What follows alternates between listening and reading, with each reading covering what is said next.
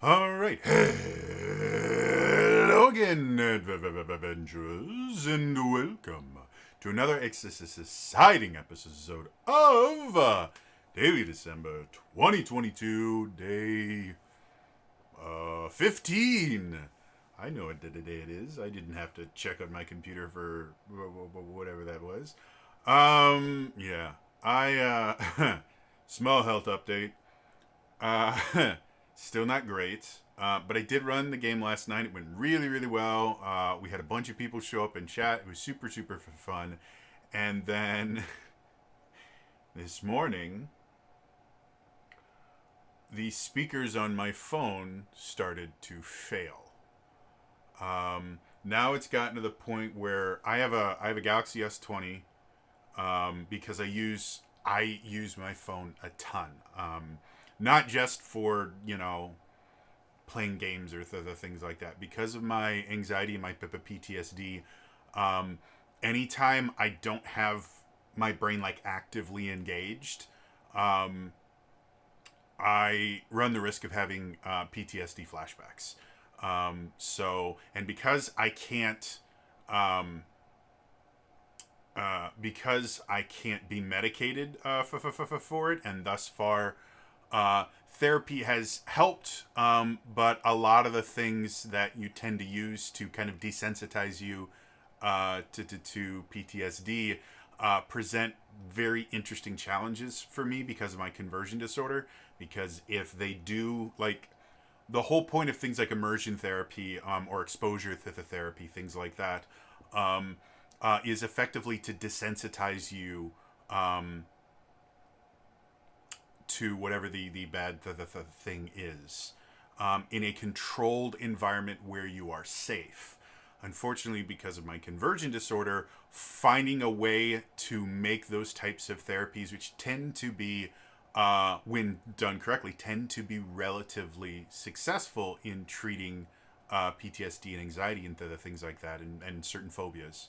Um, Finding a way to make that safe is significantly more difficult for me because my conversion disorder, in the middle of a therapy session, I could have a seizure.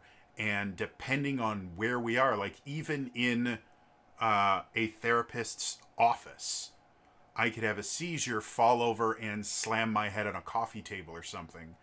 Um, or as happened once when I was going through the rigmarole that was my disability application, they sent me to a state. Um, I can't think. He was paid by the state, and he had his own practice, but he was at that point he was working as an agent of Social Security, and so they sent me to his office for him to give me an evaluation about whether he felt that my mental disorders were drastic enough that I qualified for disability. And I was having a bad day already just because I was being, I had to go out to this guy's place and I was freaking out. And um, at that point, my mom was driving me around because she still lived up here.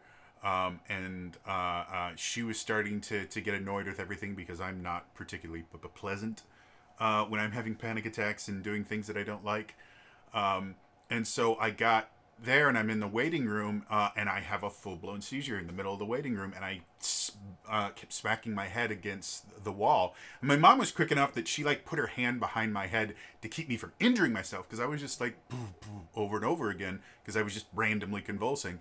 And so I didn't hurt myself at all, but it went from a relatively normal waiting room to somebody banging their head on the wall really quickly. And I have no idea if I damaged his wall at all, but drywall, not super impact resistant. So anyway, the reason I'm saying that is losing my phone even long enough just to have like my brother take it in because I can't, having my brother take it in to get someone to look at it to figure out why my speakers are dying um, is really, really rough. And if the phone itself is dying, that is a huge, huge problem for me because I can't afford a new phone. Um, and um, and I literally my cell phone is my contact to the outside world. It's the only way most of my family can get in contact with me, because I severely limit. I have a very very significant limit between my personal life and my quote unquote professional life. My online activities, I don't friend my family, or I don't have them follow me on Twitter or anything like that. There's a separation there, and it's done on purpose. So yeah, like losing that would be a huge, huge, huge issue. Not to mention the things like I can't tell when time is passing. So I have a couple dozen alarms on my phone that go off at regular intervals, and if for whatever reason the speakers are not working the way they're supposed to, I am going to not do really essential things like taking some of the very, very few medications. Like I take a probiotic because on my doctor's orders, because it helps with all of the food poisoning issues I've been having for a couple years now. And when I miss that, things get significantly worse. And I won't remember any of that because my brain is Swiss cheese. So, yes. So waking up to that, really remarkably unpleasant. But remarkably enough, despite the fact that I've wasted 6 minutes of this video talking about that, is not what I want to talk about. Today, I actually have a specific thing I want to talk about, and that is I'm becoming remarkably disillusioned with Dungeons and Dragons. Not the system itself, I really like it. I like multiple versions of it. I'm a huge fan of 4th edition. 5th edition is fantastic. 3 and 3.5 can burn in hell for as far as I'm concerned. I'm kidding. They're very solid systems too. I'm just very, very sick of the people that play them. 2nd edition is super cool. I've never been sold on 1st edition. Or original D&D, it's too restrictive for me, and there's not enough cool stuff you can do. Especially original D&D, it always feels like you're like this close to just being dead constantly. Like it's this constant struggle, and I don't want to play a game where every time I walk up, it's like, well, you're fucked. How are you going to try and ink out a survival this time? I want situations where, yes, I'm fucked sometimes, but other times I feel really important and special. You know, that's the whole escape thing. My normal life, I'm fucked 90% of the time. I don't need that in the game. So anyway, the reason I'm becoming disillusioned with D&D in general is the community around it has become so incredibly toxic. And it's everybody. Generally, I do talk about, like, there's a lot of fandoms that have toxicity in it. I've mentioned before, I have been called this by Liam O'Brien and Matthew Mercer. I am an OG critter. As in, I was there day one. They recognize me. They have acknowledged me on camera, and I've actually shown up on camera during Critical Role broadcasts through video. I have created videos, and they have been run during Critical Role broadcasts. So I am very, very well acquainted with the Critters community in general. I helped start it. And I've mentioned before, the Critters community can become very toxic, but the actual number of toxic people in that community is remarkably tiny. They're just really, really loud. And that's how most toxicity is. Like, every single fandom has toxicity. Every single one of them. However, the vast majority of quote-unquote toxic fandoms are limited to a very, very, very, very vocal minority. With a few rare exceptions. Things like, I'm going to piss people off, the League of Legends community, that's majority toxic. Does that mean absolutely everyone that plays is toxic? No. But I would say at least 51% of the community is absolutely toxic. Fortnite is getting close to being majority to toxic. I think it's more of a plurality at this point of just really negative people that play that game. So I'm not saying no fandoms are just full of toxic people, but most fandoms have toxic members in them. And the few that tend to weather it well, like the Final Fantasy 14 community, has toxic members. However, they self-police, and so a lot of times the most toxic members don't really get to have that big of a voice, and so they still exist. It doesn't get rid of them, but what you see online of the Final Fantasy 14 community tends to be significantly better a reflection of the actual community compared to something like, again, the Critters. We are just constantly hearing about them attacking this or doing that. They've chased away multiple people from Critical Role, multiple big names from Critical Role that have just decided we're not gonna play this game anymore because of how toxic they are. They have caused tons of issues for Critical Role themselves, the actual company, and things like that. And it's really not hard to find toxic members of the Critters community. Again, despite the fact that they're a very, very tiny number compared to the community as a whole. It's just very good because the Critters community, as most communities don't, and most fan bases don't, they don't self-police. And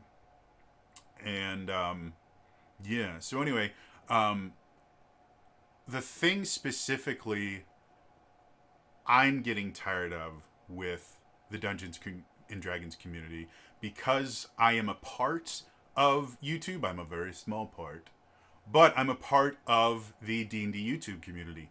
90% of the people in the D&D YouTube community have no idea I exist, and that upsets me. But I also have, less than 1,000 subscribers. It's not surprising nobody knows who I am. But I watch their stuff. I try to see what other creators are talking about, and I do my best. Specifically, I do my best to find views and opinions that I don't agree with. Because as much fun as it is to listen to someone say things that you 100% agree with, and it feels really, really good, where you can go, yeah, totally, this guy's totally right. It's not particularly useful as a method of growth. It's significantly more useful for me to listen to people I don't agree with, because either A, I'm going to learn something new that I hadn't considered because I had kind of thrown out that way of thinking because, well, I don't agree with it. Or two, it's going to reinforce my personal beliefs about this as a subject and my understanding of the subject, because they will be wrong, and I'll be able to go, okay, well, this is what they're saying, and this is the very easy way to kind of disprove that, or this is my thought process on that, and this is why I disagree with that. So I think it's really, really, it is essential for you to have a solid belief system in anything, to constantly be seeking out opposing views. It's part of the scientific process. It's part of I can't remember what it's called anymore. It's a kind of the basis of debate in general, but it's a Socratic. I think that's what it is. The Socratic process. I don't know. Anyway, it's an essential thing. So I am constantly trying my best to watch D&D content creators that have different opinions than mine, have different takes on things.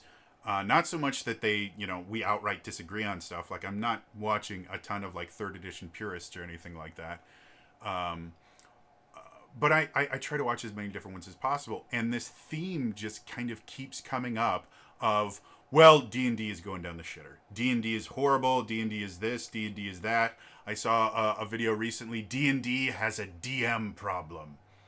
And there was like 3 other D&D creators that had commented on it. Which I'm like, well, obviously this is something that I need to watch. And one of the creators that, for the life of me, and I can't remember any of their names, and I'm very, very sorry. If any of you guys are watching this, first of all, what are you doing with your lives? You have much better things to do than watch me ramble. But if you are watching, I sincerely appreciate it. I'd love to do a collab. But I picked one person that I'm familiar with his work. I don't tend to agree with him a lot because he's one of the kind of OSR fans, and he's very much he's been playing D&D longer than I've been alive. But he started in first edition or original. I'm not sure which.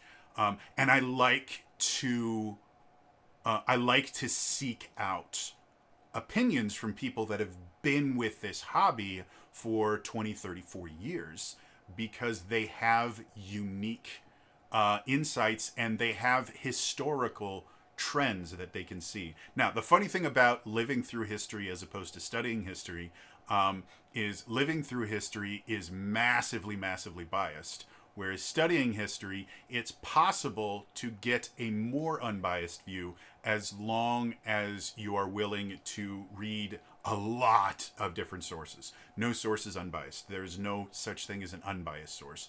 There are some sources that are relatively unbiased, but there are no unbiased sources. At least nothing written by humans. If we ever get artificial intelligence, maybe we can get an unbiased source on something, but even then it would be biased based on the person that programmed it.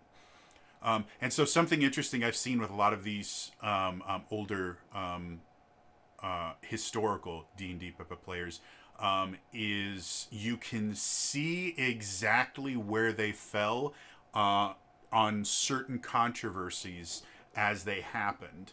And a lot of times they will basically kind of spew back the same propaganda that was used back then. One of my favorite examples is the idea of everybody hated 4th edition. It is comical how many times I see established D&D content creators on YouTube use the phrase, well, and everybody knows 4th edition is universally hated, or everybody knows 4th edition was the worst version of D&D. There's absolutely no evidence that D&D 4th edition is universally hated. It's not. There is absolutely no evidence that it was the worst edition. Sales numbers wise, D&D 4th edition outsold the entirety of 3rd edition in months. It was the most popular version of D&D when it launched in history. Part of that was the market was getting bigger. Like, there's so much more to this than just sales numbers. In the same way that Titanic was the most what was it? It was the most profitable movie or highest revenue or whatever movie of all time in 1997 or 8, whenever it came out. And then Avatar happened, and now it's the most profitable movie ever. And then, we just had Avatar 2 come out, and that's going to be the most profitable movie. And I think Avengers Endgame was the most profitable. You constantly get these most profitable things. They will never remain that way forever because inflation happens, so this same amount of money is worth less.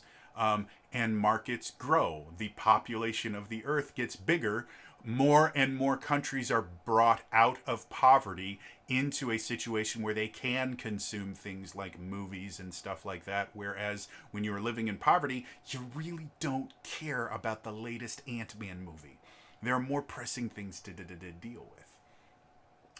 So you will always have a new, most profitable, best-selling, blah, blah. It will always happen. But when 4th edition launched, it was not only the most profitable, best-selling version of D&D that had ever existed, it was so good that it outsold every single book that 3rd edition had printed and sold in its 10-year lifespan. Or no, 3rd edition I think was 8 years, and they were upset about that. Justifiably so, to be perfectly honest, but yeah. So in 8 years, 3rd edition and 3.5 didn't sell as many books as 4th edition did in its first, I think it was like 3 or 6 months. So no, 4th edition is not universally considered the worst version of D&D.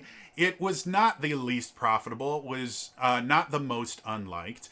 But because when the controversy happened, they were a part of that controversy, they took a side and they just believed the propaganda that the people that hated the other side put out. My other favorite bit of propaganda is, well, D&D 4th edition was just them trying to, copy World of Warcraft. No, it wasn't. To be perfectly honest, if you want a D&D system that works most like a video game, that's actually 3rd edition. You want to know why? Because video games cannot work if a player does something that the designers didn't intend them to do. You break the game, you glitch it, you go outside the boundaries. That's how the speedrunning community does most of their speedrunning, is doing things the developers didn't expect them to do. 3rd edition is built along the idea that we made enough rules that there is almost nothing you can do in 3rd edition that doesn't have a rule. That's why there are so many 3rd edition video games, and video games that use the D20 system, because there are so many rules and it is so robust that it makes a fantastic video game. I really enjoy 3rd edition video games. I played Dungeons & Dragons Online for like 2.5 months or something like that. It is based on 3rd edition. To be perfectly honest, I like it better than 3rd edition because they have stuff that like allows you to use dexterity for attack and damage rolls, which doesn't exist in 3rd edition at all. And that just annoys me because it means if you're a melee character, you have to have a high strength score. And that means being something like a dexterity-based monk is a pain in the ass because you have to have a real high dex, you have to have a real high wisdom score, and you have to have a really high strength score, and you need to have a decent constitution score. So yeah, like the idea, whenever I hear these things, I go, oh, obviously either they were there at that time, or they have been informed by someone that was there at that time, because it wasn't true back then. But it was the propaganda that was put out.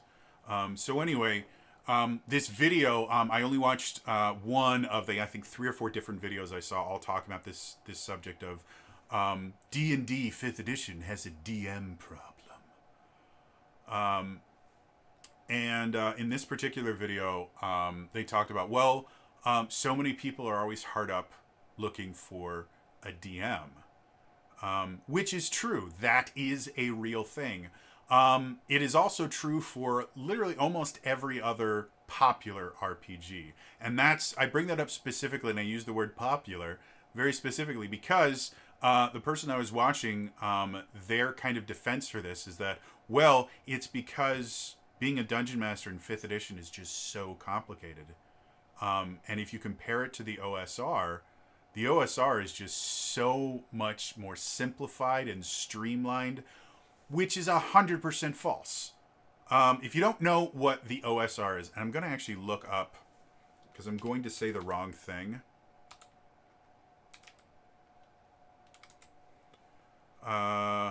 There we go.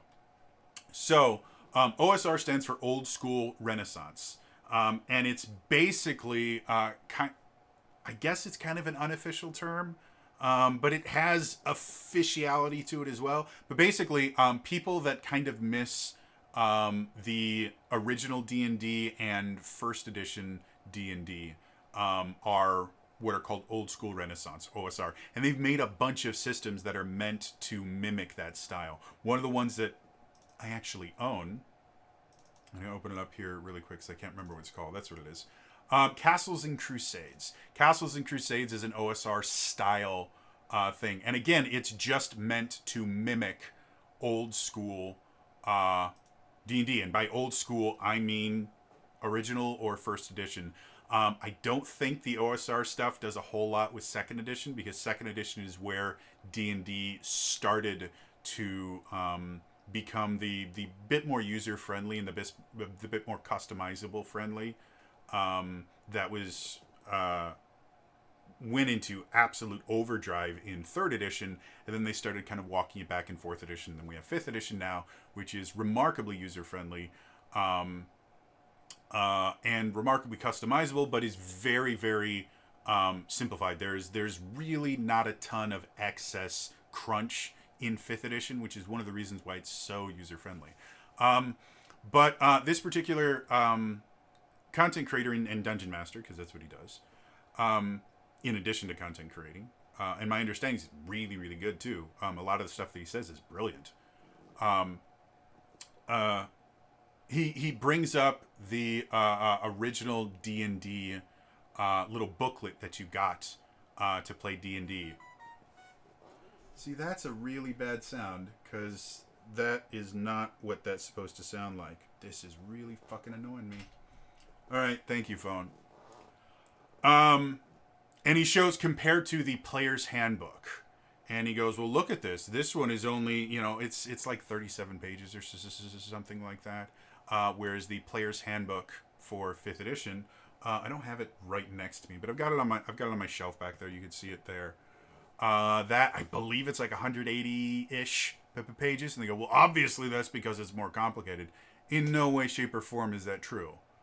The player's handbook or the whatever thing that was, it was a red book, for the original D&D had nothing about lore in it, or very, very limited amounts of lore. Every character class has at least a page of lore on it. They have entire sections that talk about cosmology. The interesting thing about the player's handbook is because it's released before the monster manual, before the Dungeon Master's Guide, the player's handbook technically has to act as all 3 of those books in one. So there is a bestiary in the player's handbook. It's small, it's very limited, but it's there because for 2 or 3 months, that was all players had in order to actually play the D&D, and that was all DMs have. There's also rules for DMing and things like that. There's optional rules built in there. And there is a crap ton of lore. If you were to boil down the player's handbook into just what players need to play and get rid of all the lore and all the flowery stuff, it would probably only be about 50-ish pages. So that in and of itself is a straw man argument, and it's a weak straw man at that. Well, look, this book is smaller and this book is bigger, so that means... And then you also have a false causality. What's it called? A false causality. Bad logic. For the life of me, my brain is not working right now. So they're claiming that, well, because 5th edition is so much more complicated than any of the OSR stuff, which you could just read and play in 10 minutes. You couldn't do that with 5th edition. I've had people playing 5th edition in 10 minutes. Like, it's not difficult to do. Again, 90% of that book you don't need to play your first game. However, it gives you all these different options so that you have options to play. And I can have someone running a game in about 30 minutes. And I have done that.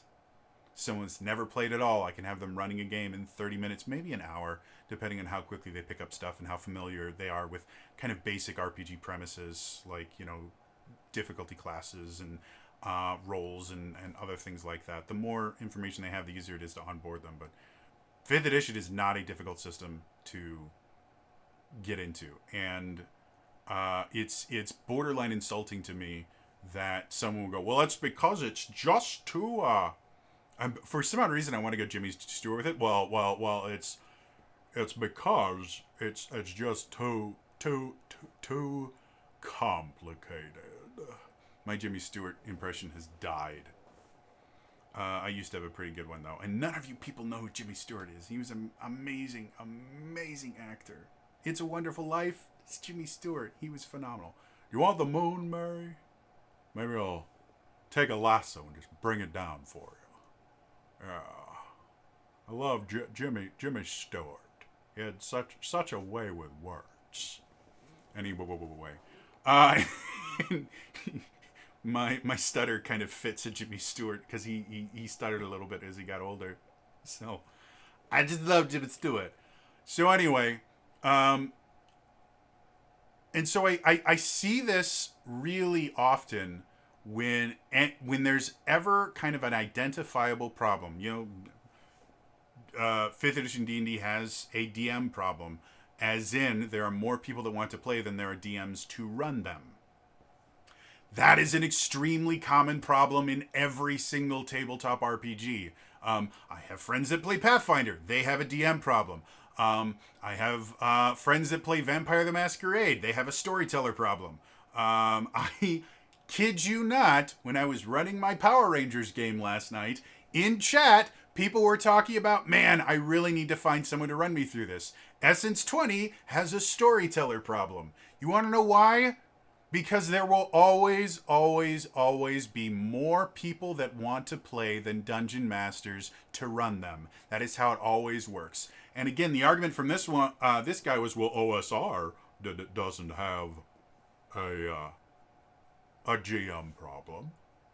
It's because OSR is not popular.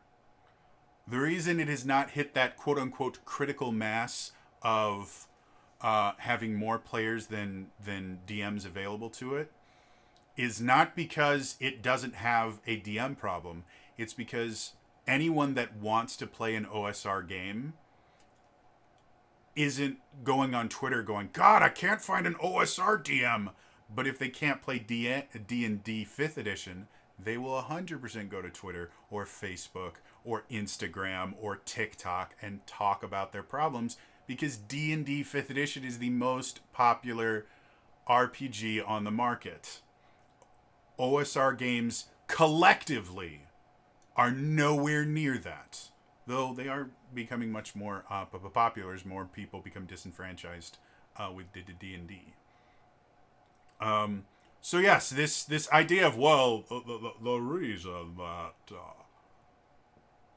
D&D 5th edition doesn't have enough DMs, it is too hard to become a DM in 5th edition, whereas in the old version it was very easy. Yes, but you also had to have all the different tables for rolling, and I will not play OSR games because they're not fun to me. I play D&D and RPGs in general to tell stories. Old school D&D didn't tell stories. It was mostly mega dungeon type stuff. Like the first D&D campaign was Greyhawk, and literally it was just this massive dungeon that they would slowly work their way down. It was a combat simulator. And if that's what you want to do, that's perfectly fine. It's not my cup of tea. And now that people have seen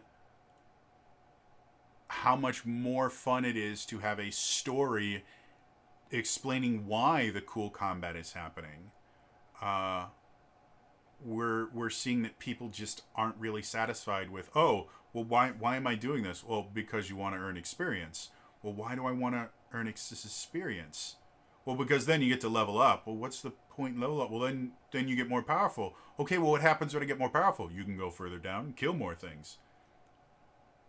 Okay, maybe you don't understand why I'm asking. I'm asking, why am I doing this? I just told you, get experience. You get experience, you get more power. You get more powerful so you can fight more. And then, rinse, repeat. You kill things to get more powerful so that you can kill things.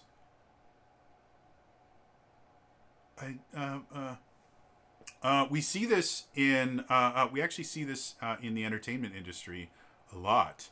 If you think about action movies from the 90s or the 80s versus action movies now, people don't like old 90s and 80s action movies because they were literally combat simulators.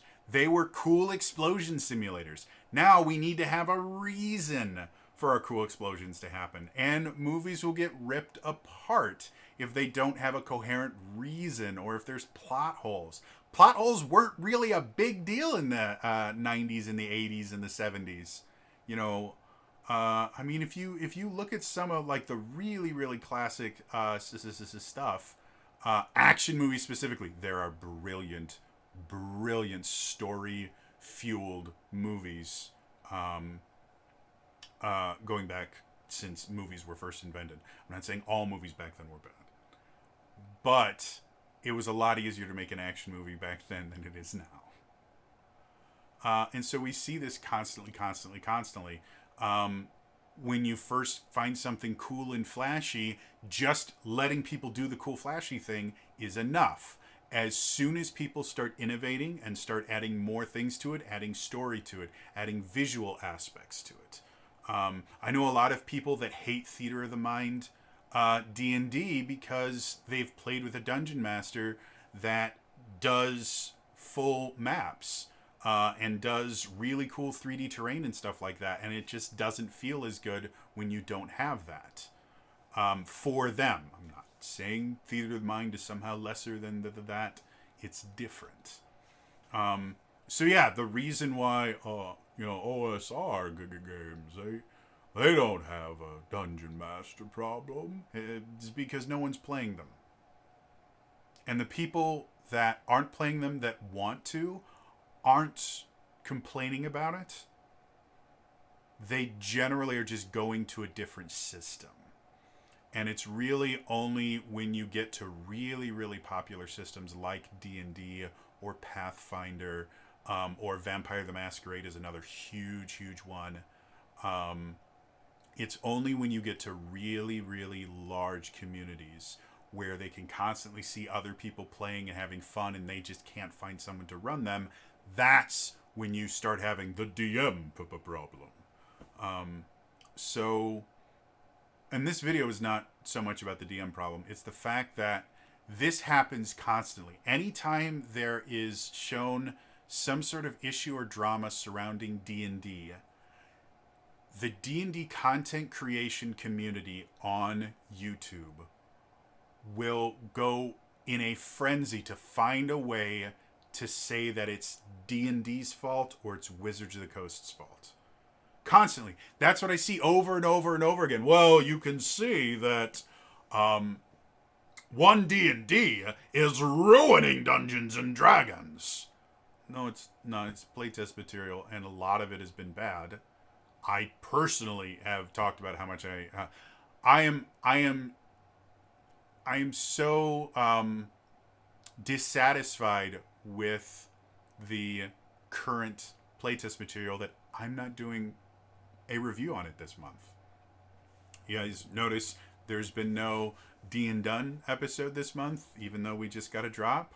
Yeah, it's because there's nothing in there that I want to review. I really don't think it's a good drop, and it's remarkably small compared to the last two ones that we had, which might be a good thing, to be perfectly honest. I was expecting them to do an entire category again, and they only gave us the cleric, so maybe they've realized that they're going in the wrong direction. But even if they are 100% going in the wrong direction, doesn't mean a damn thing. It's playtest material. And even if they go through the wrong direction and they publish D&D 5.5, because one D&D is not going to survive.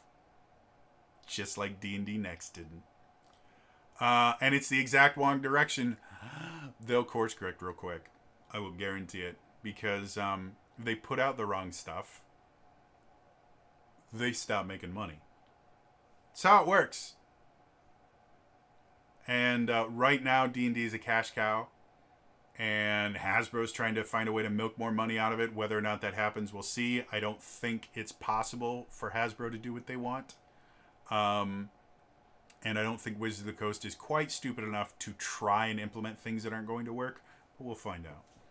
But I'm really getting sick of the D&D community in general. And again, let me finish that thought and then I'll go to another one. I'm sick of the D&D YouTube community in general constantly coming up with reasons to talk about how bad D&D is. And how D&D is bad for RPGs in general, or how 5th edition D&D is ruining this, or everything is always D&D's fault because it's become really, really popular. And this is how it always is. Whenever something that was obscure becomes really popular, it becomes really, really popular to hate on it. so that you could be contrarian and I'm a rebel because I don't do D&D, I do real role playing like Vampire the Masquerade, or I play Pathfinder because Pathfinder is really customizable and you can make any character you want if you have 4.5 hours. And I hate that hipster nonsense of, oh, I like this before it was cool. And oh no, the OSR, that's the really good stuff. This is all baby version of D&D. Oh, if you don't kill characters all the time, then there's no stakes in your game. Oh, if you have to use safety features, then you're just not playing D&D. You know, it's maybe you need to learn not to be triggered. I realize I've been harping on kind of one side of the equation a lot, and this is both sides. There are no unclean hands in this arena. Yeah, it's just when I started YouTube, which is almost 10 years ago. It'll be I will have been doing this for 10 full years in July. I am in my 10th year of doing this. So I've been doing this for 9.5 years roughly now. And so once I get to July or June, somewhere in there, I have to look again. I will officially be my 10th. I have done it for a full 10 years. And when I first got into YouTube, before I even started content creating, I got into YouTube by watching people like Dodger Lee, who's now I can't remember what her married name is. She's married now. She's wonderful. She's amazing. She does mostly Twitch now. But I got into things like Dodger's stuff and that whole community. You know, Total Biscuit. I miss him so much.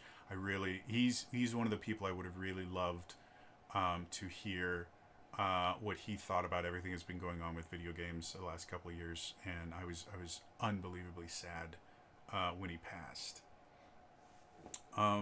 You know, that's what I grew up, and then like Markiplier when he first started getting big, and like I wasn't like quote unquote old school YouTube. I didn't get into it till like 2000, I think like 10, 12, somewhere around there, and old school YouTube was like 2006. But when I got into YouTube, YouTubers were a community. If you watch some of the early YouTube rewinds, you saw people that had genuine respect for each other because YouTube was small enough at that point that most of the big creators knew each other. Even if they were completely separate kind of realms of YouTube, they at least knew of each other. And YouTubers in general just had this community and this collective pride in themselves. And obviously, as things get bigger, you know, fast forward just 4 years, the YouTube community has started splintering into different kind of packs and things like that. Not due to infighting or anything, just because there were so many creators and they started becoming so specialized that it was very easy for like the biggest name in Dungeons and Dragons stuff on YouTube to have nobody know who they are in the gaming space. You know? Like It's Me JP was huge. Encounter Roleplay was huge on YouTube. And they were one of the top live play companies on YouTube for years.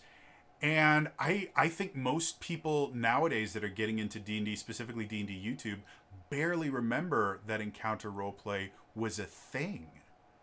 Because, first of all, because of how it ended, which we won't talk about, but whoa, that was bad.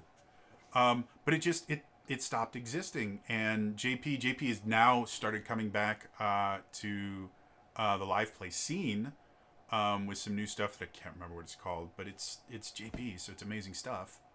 So yeah, and so that's why I got into YouTube, not so I could be a big famous content creator. I didn't want to be the next Markiplier. I wanted to be able to pridefully call myself a YouTuber, because the name YouTuber instilled pride. Any person that was a YouTuber way back when, they were proud of it. You were doing something unique. You were taking content creation into your own hands. You were not letting someone else tell you what you could or couldn't make. You weren't allowing popularity or anything like that to dictate what you did. You were creating content just for the purpose of creating content. Pure creation, pure creativity. That was what was so cool about all these early YouTubers, was they were doing this because of passion. They weren't doing it for money. They weren't doing it for fame. They were doing it because they were creative people and they needed a creative outlet. And that's why I still do this. I sincerely doubt I will ever make any sort of substantial amount of money from my YouTube stuff or my Twitch channel. It's just not in the cards for me. I don't have the skills or the ability any longer to do what is necessary for me to become big. Just don't. And I've come to terms with that.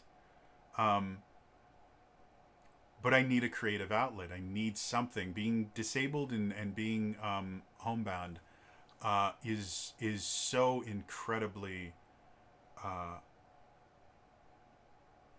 discouraging and demoralizing, because I really do feel a lot of the time that I'm cut off from the world.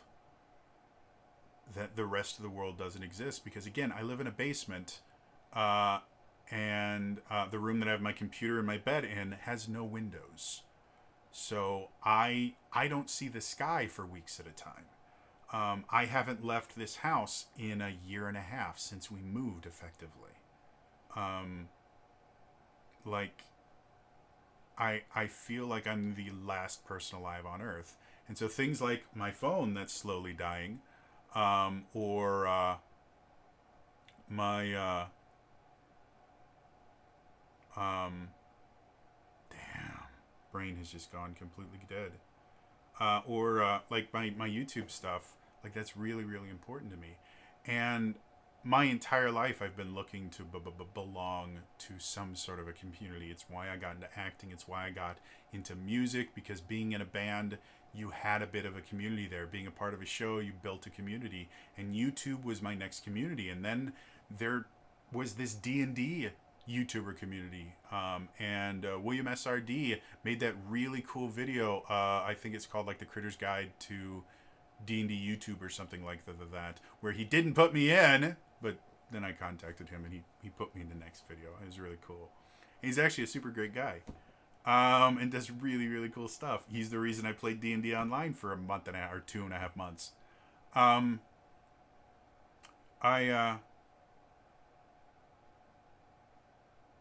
really wanted to be a part of that. And there's tons of D&D creators that I really, really admire and I would like to work more with. But I've just become so disillusioned because every video I see is, well, D&D's doing this wrong and it's all their fault, and D&D is on the downward and it's going to die and burn in flames. It's not. Again, most popular RPG on the market. Everyone else is fighting for second place by a massive margin. It's not like, D&D's at 50 and then, Vampire the Masquerade is at 42. No, it's like D&D is at 100 and their next closest competitor is at like 27. They're not going to implode. Do they make mistakes? Absolutely. And I'm perfectly fine calling out those mistakes as what they are. Mistakes.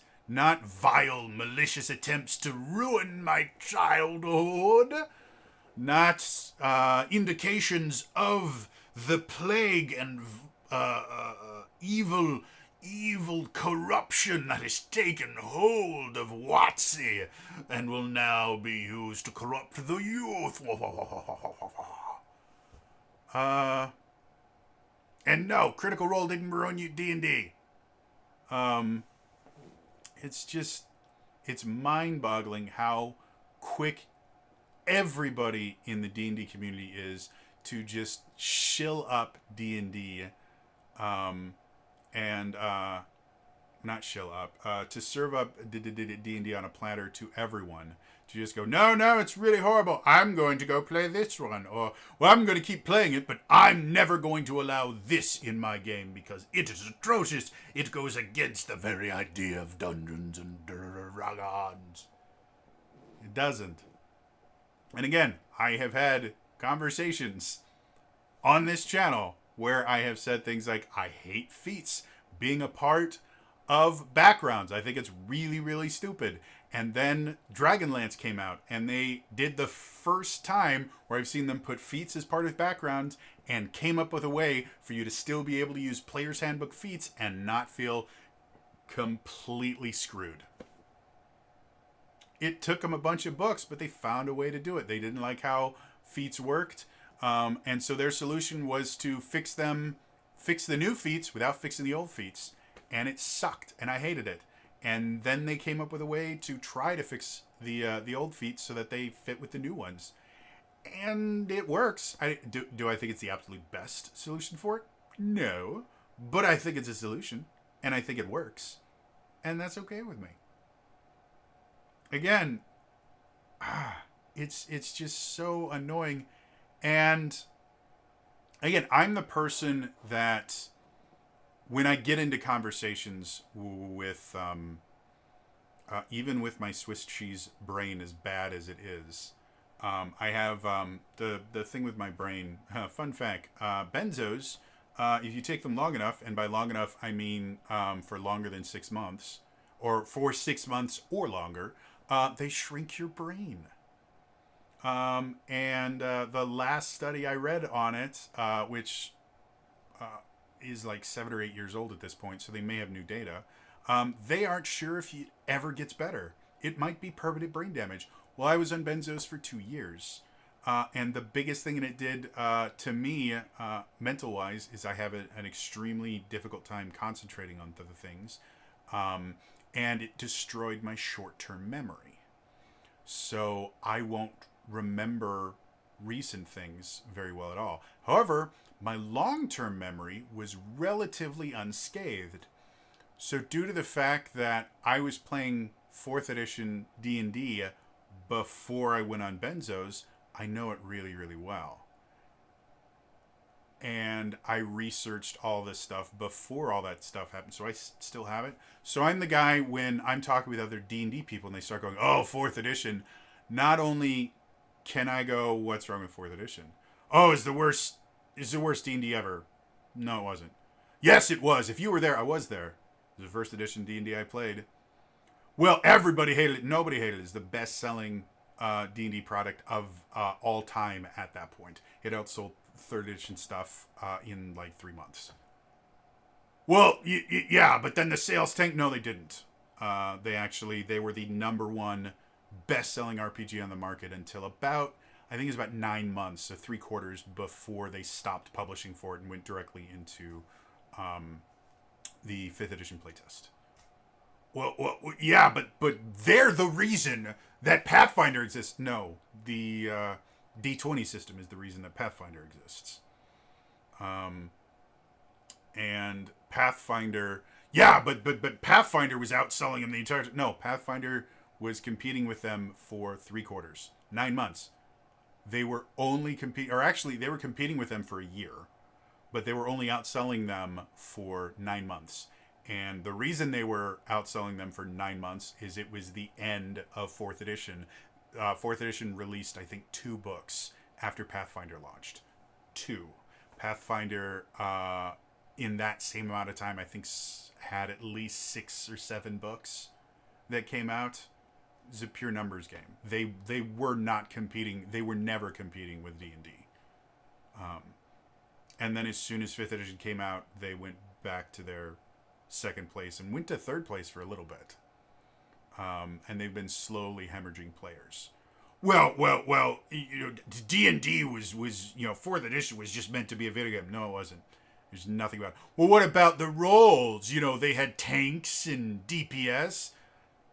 They've had that since OSR. They've had that since original D&D. There are songs about it. Don't you know you never split the party? fighter in your front, and you keep them good and hardy. That came out before 4th edition. All this stuff was made up in lie, and I'm a very intimidating person to debate, especially if you are debating me face to face. If you are not very, very strong in your convictions, I will rip you apart. And a lot of times I don't need to know what I'm talking about. I'm really, really good at just dissecting people's arguments and demolishing bad arguments. It's just how my brain works. So yeah, like I'm that guy. But I still wanted to be a part of the D&D community, and I still kind of do. I want to be part of some kind of community, but I don't want to be part of a community that their whole shtick is every time something goes wrong for D&D, which is always going to happen, that it is somehow malicious and it is proof that D&D has always been this horrible, disgusting thing and it's ruining everything else. No, it's not. It's a company run by human beings. And they make mistakes. They do stupid shit. That's how human beings work. And in my experience, the people that I have personally met from Wizards of the Coast, and I've met a few, not a ton, but I've met maybe half a dozen. Every single one of them doesn't do this because they're looking for a big fat paycheck. They don't do it to force their own ideology on people. They're not trying to make a statement. They genuinely love the game, and they want other people to love it as much as they do. One of the most heartbreaking things I ever read, because I don't think I saw a live interview of it. I think I just read an article that was quoting him. Chris Perkins was talking about 4th edition, and it was kind of a throwaway line, but there was so much emotion in it, where he said something to the effect of, I'm still not really over 4th edition, because Chris Perkins loved 4th edition. He put a lot of work into it, and 4th edition is a really, really great game.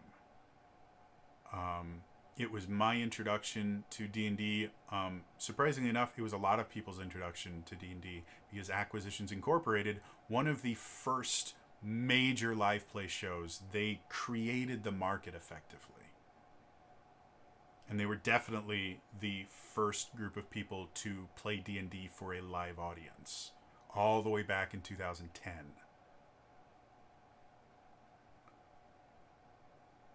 Acquisitions Incorporated was a marketing arm of 4th edition. It was meant to introduce people to Dungeons and Dragons, specifically 4th edition, but to Dungeons and Dragons in general. And when Chris Perkins was asked years and years ago, why did you start Acquisitions Incorporated? Why did you record it and broadcast it as a podcast and then later as a live show? His response has always been the same. Well, because I think D&D is definitely a spectator sport. I think watching people play D&D is fun. I think D&D, experiencing D&D, even when you're not playing, is fun. He only said the spectator sport part. I put the rest in. D&D has always been amazing and cool and revolutionary since it was first created, but it has gone through growing pains. It has done dumb things. It has done smart things.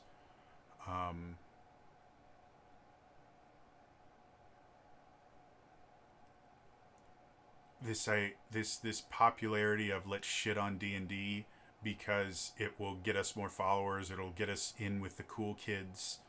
I'm done with it. I really, really hate it. Again, I don't like 1D&D right now. I don't like where it's going. Doesn't mean I'm going to stop playing D&D. I have been having so much fun with the Power Rangers RPG. And we have played 2 games. We had a session 0, which was mostly me just explaining how the system works.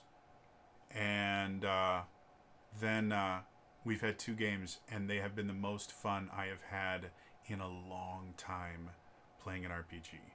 They're just good and fun and amazing. And I love it. I really, really do. Um, but that doesn't mean that I'm just going to give up on D&D. I have 2 D&D campaigns that once December is over, I'm going to go back to, refreshed and ready to do cool stuff with it. But I've expanded my RPG palette, and I will readily admit D&D doesn't do everything, and it's a lot of fun to play other systems. But it doesn't mean the other systems are better. Doesn't mean that D&D is wrong in some way. It doesn't mean that you're wrong if you try to make D&D a sci-fi game. It's perfectly fine. Well, no, because Starfinder exists, and Starfinder's designed for sci-fi. So you should play D&D. You should play Starfinder. Or Warhammer 40k exists, and Rogue Trader exists, and no, they're different experiences. They feel differently. They play differently. They're not the same. And if you like D&D and that's what you want to do, it's perfectly fine. I don't think D&D is lost. I don't think it's corrupted. I think they have listened to the wrong people a lot recently, and I'm not particularly happy about that. But let's be 100% honest. The world is listening to the wrong people right now. So the idea that somehow D&D was going to be immune to that, and don't read that into politics or anything. No, if you see what is happening around the world, not just in the US, not just in English-speaking countries, around the world, stupid people are being given a voice far too often, and instead of doing what we should be doing with stupid people is letting them speak, show how stupid they are, and then go, yeah, that's really stupid. This is what the real truth is.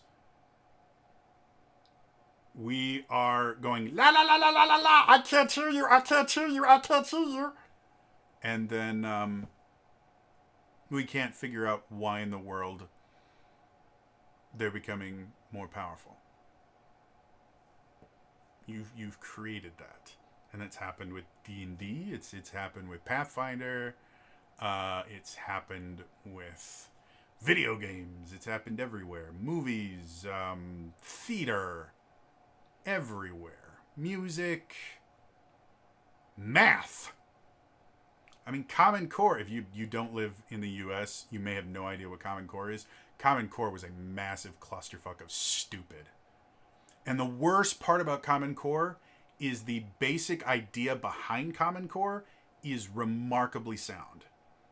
The whole point behind Common Core was the idea that, in general, math up until that point taught in schools taught you a single way to do everything, which is perfectly fine because math, because of how it's designed, works that way. There are a lot of situations where there is really one blatantly obvious way to do it, and if you understand and learn that, you can use that in a bunch of different ways, and it's actually really essential to learn that particular way of doing things because it builds later on as you start getting into algebra and then things like calculus, and once you start getting into like imaginary numbers and theoretical math and things like that. All that stuff relies on you understanding the basics of this is the default of how you do this. Common Core was based around the idea of, okay, we always teach only one way, but some people's brains just don't grasp that particular way of getting from point A to point B super well. And so we're disenfranchising these people into learning things like math and science simply because the one path we are showing is not the way their brain normally thinks about it. So the whole point behind Common Core was to go, okay, well, this is one way to get to the answer, but this is a different way that you can get to the answer if this one makes more sense, or this is another different way that you can get to the answer if this one makes more sense in your brain. You still get to the same answer, and you technically use the same principles, but it allows you to organize the data in your brain in a different way. That was the intent behind it. The actual practical implementation of it was just, we're going to force you to do things 7 different ways, and you have to learn all 7 ways every single time. And if you don't learn all 7 ways, well, then you're stupid and you're bigoted. And they didn't tell the teachers that the point of it was to go, okay, well, there's all these different ways to get to organize the data to get the answer that you need and to get through the actual steps. We need to find the one that makes the most sense to you so you can actually learn what the actual path is, what the actual default is, because everything else is based on this. That's how math works. They didn't tell the teachers this. They just said, okay, instead of going, 1 plus 7 equals 8, you have to do this, and you have to do this, and you have to create boxes, and you have to do all these things, and you have to teach every single one of these to every single student. And they never explained to them, by the way, this is just meant to show them how they can change order of numbers and things like that to make things easier. People that are really good with math already do this. Like, that's one of the things that I learned very early on in math, is that I could flip around numbers in equations, and as long as you understand order of operations, you can flip and move around numbers to make things easier to add in your head. And you can distribute things to make numbers that are just easier to add or easier to multiply and things like that. And that's how most really good math people in general, that's how they think, is they will look at a problem and instantly start moving numbers around so that it makes the most sense to them. And everybody does it differently. And that was the whole point of Common Core, and nobody taught that. They just went, okay, now make a number box, and then we put this in here, and you're doing it wrong! Ah! So, yeah. Anyway, back to this whole thing. So, does this mean I'm not going to make D&D videos? Hell no. Though, I'm 100% cheating on D&D with the Essence 20 system. And I'm not ashamed to say it. So you may start seeing me do more videos that are focused on the Essence 20 system. You may start seeing me do more videos that are focused on systems that are not D&D. I have a campaign that I'm currently writing that I may not be able to run for 6 months to a year. But it uses a system that I have never talked about on this channel. Or not in depth detail, the Cypher system. I actually have 3 different Cypher system campaigns that I've kind of done preliminary design work on that I would love to run. And I love the Cypher system. I think it's a brilliant system. Yeah. So anyway, first of all, I wanted to get a video recorded before 11 o'clock at night. And I just wanted to kind of talk about my frustration of this idea of, let's shit on D&D. D&D is a fantastic game.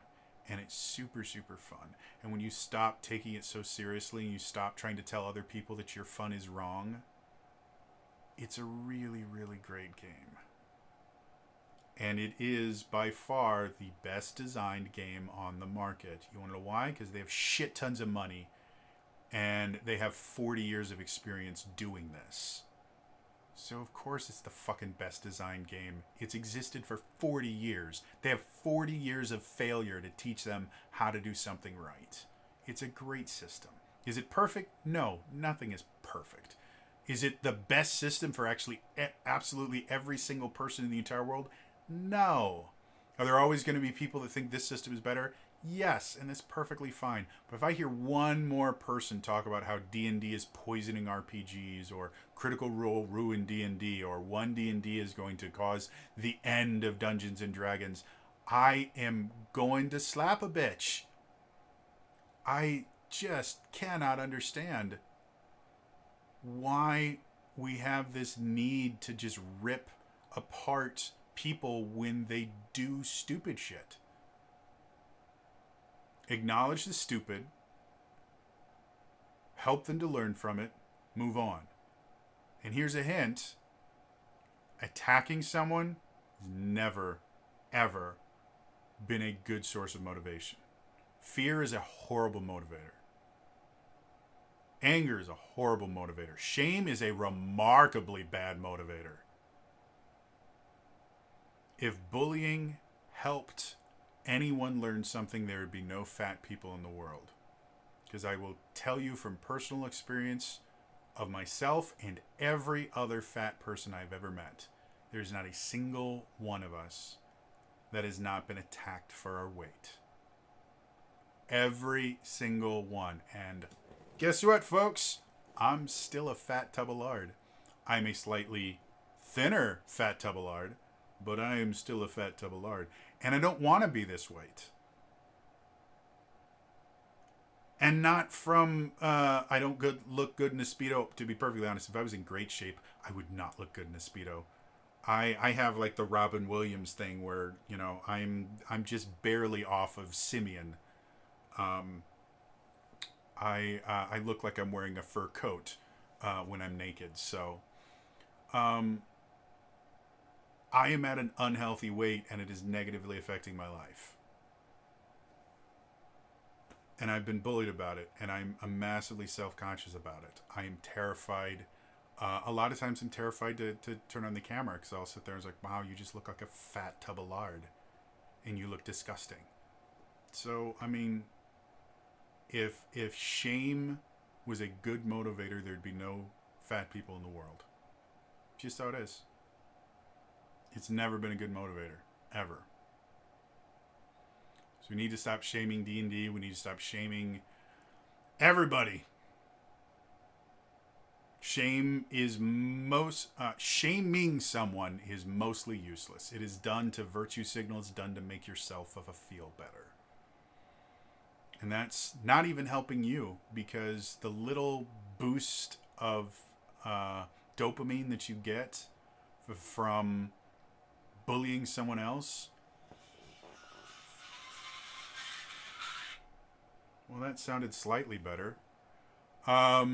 Yes, I have Power Rangers alerts.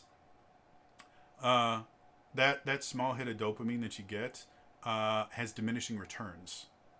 And this is something that has been studied extensively in the psychological community for like 70 years. The idea of bullying and abuse and all that stuff, that's been, oh man, you do not understand the number of studies they've done on it. Really, really solid stuff. And yeah, it's remarkably easy to figure out why bullying happens. For the most part, once you get enough information, it's blatantly easy. And that dopamine rush that you get from bullying even bullying someone significantly larger than you, like D&D, it's fleeting. Feels good for a second, goes away. The next time you do it, you got to be even meaner to get the same dopamine hit. Diminishing returns, just like any other addiction.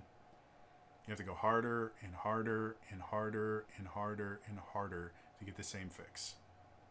So all you guys that are really, really enjoying shitting on D&D, congratulations. You are setting yourself down a path of misery and becoming the get off my lawn. In my day, we played with rocks, and we loved it because rocks were fun. All you kids with your crazy video games and the Nintendos. We were real. I saw a thread that I thought was hilarious on Twitter where it was basically it was a bunch of news clippings that were like 10 or 20 years apart each one. Each one talks about how the current generation is weak and entitled, and it went all the way back to like 1850 or something like that. It was brilliant because they used almost the same words. Despite the fact that the English language has changed massively since the 1800s to now, they would use the same words over and over again. They're entitled. They have no attention span, like over and over and over again. And I thought that was hilarious. So if you want to become that guy, all the power to you. It is a miserable existence. It really, really is. Embrace change. The world changes. New things come up. Whatever the next version of D&D is, and it's not one D&D is D&D 5.5. Stop thinking it's anything other than that. Whatever D&D 6th edition is, and 7th edition, and 8th edition, they're going to be cool. They're going to be amazing. They're going to sell a fuck ton. because that's what D&D does. And D&D has weathered the satanic panic. They have weathered minions and monsters. They have weathered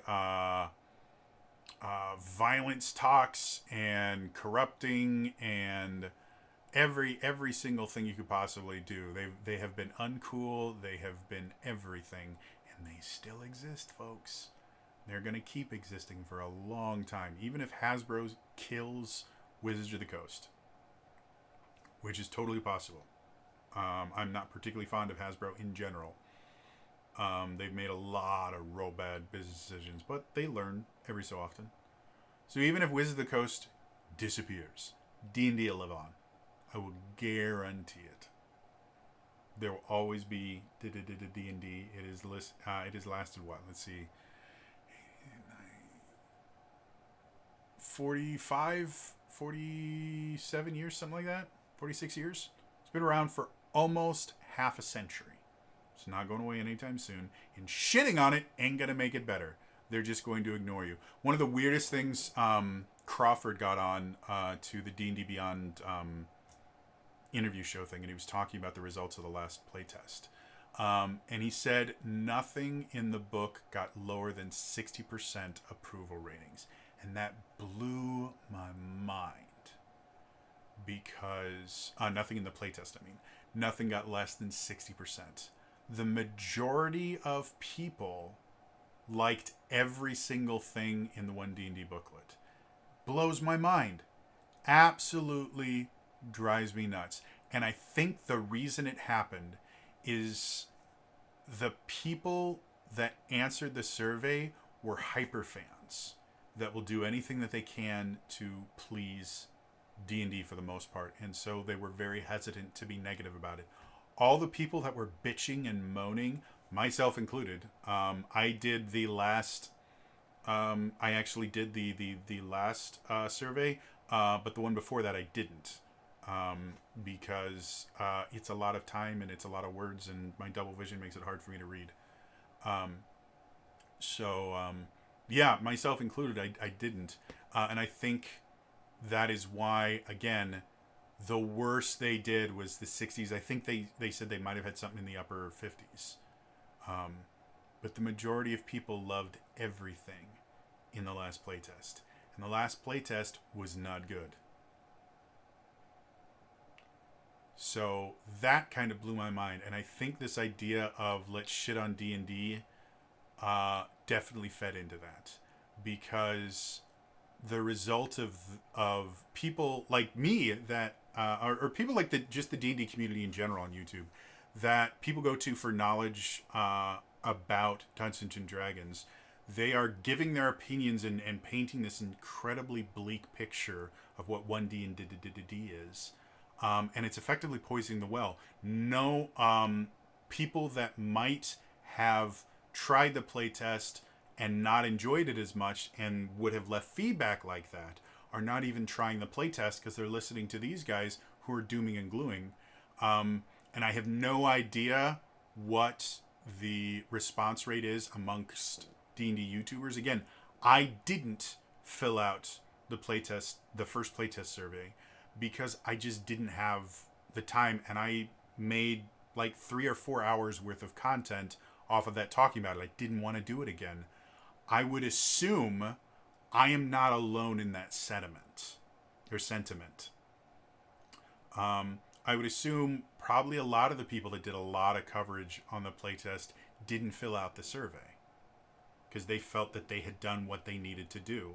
Again, this is conjecture on my part. I haven't talked to any of these people.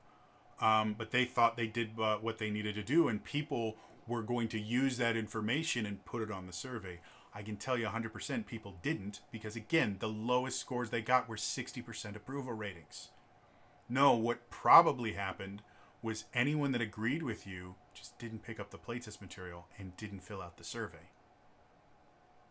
So by pissing and moaning and blaming D&D and saying that it's over, you are actively encouraging them to do the wrong thing. Stop it. When they do stupid stuff, call it out, but don't shame them over it. go, hey, this is a really bad idea. Same way in Adventures of Angel Grove, chapter 2, they brought back all those historical figures, and I'm like, yeah, maybe we don't bring back Genghis Khan, because he kind of raped and pillaged his way across the entirety of Europe and Asia. It's weird allying with a dude like that. I didn't say that Renegade was a horrible, disgusting group of people. Of course not. They weren't. They did something that was very Power Rangers-y. Power Rangers has done stuff like that constantly. It was just a bad move. It was a bad idea. It was a mistake. It was a failure. And I will guarantee they will learn from it because I've watched them make mistakes and learn from them instantly. They're a great group of people. I've interacted with one of them who is amazing and wonderful. Yeah, they're great people over there. And if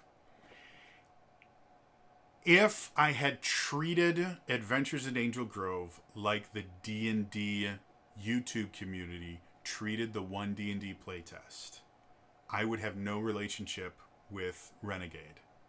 And I would have no ability to provide any influence to what they create next. And that would really suck because, again, I am having the most fun I've had playing an RPG in years. And it's not that I don't have fun running D&D. I have a blast doing it. But Power Rangers is such a big deal to me. Again, I have a shelf. Whole shelf of Power Ranger stuff. And fun fact, none of that stuff. I didn't own a single thing on that shelf when I was a kid. All of that is things that I have gotten since becoming an adult. 100% of it. It's how much I love Power Rangers. And so it has been super, super fun. And if I had written it off because of one kind of dumb mistake, I would say, oh, well, Essence 20 is just dead. Never gonna look at it again. I would be doing myself a huge disservice. I would be doing Renegade and the people that work on the Essence 20 system, I would be doing them a massive, massive disservice. Because they're doing amazing things over there. They went from creating a D&D supplement to designing their own system. The system itself is really solid. It's not perfect, and running it, I'm starting to see the flaws in the system that I need to make up for. But that's how running a game works. There will never be a perfect system. And understanding where the weak parts are and where you can adjust it is part of the fun of being a dungeon master. So yes, sorry this is super long, but I haven't done a super long video in a while, so screw you. Now that I've said that, please like, subscribe, turn notifications on, because I don't want to be forgotten. Anyone that made it this far, first of all, again, better life choices. There are better things to do with your life than listen to me ramble, but I appreciate it. Anyone that is watching to the end, in the comments below, and this is not a manipulate the algorithm thing, this is, I'm genuinely curious. For those of you that watch other D&D content creators than me, have you been seeing kind of the same thing where they're just kind of shitting on D&D constantly, and everything when they talk about D&D is relatively negative, with every so often a bright thing showing up, but for the most part, D&D is depressing right now? Let me know in the comments down below. And if there is a content creator that is not blindly, oh, D&D is the greatest thing ever and they've never made any mistakes, but is actively trying to improve it by acknowledging the successes and acknowledging the failures without shaming them for it, I'd like to know about them. I'd like to start watching them. So if there's a content creator that you think is doing a much better, I don't want to say unbiased, but a much more even coverage of D&D, let me know in the comments down below. Let me check them out, because I would love to find somebody else that is not just massively shitting on D&D right now. We don't need more negativity in the world. The world is shit enough as it is. It's all for me today. See you guys next time. All right? Bye-bye.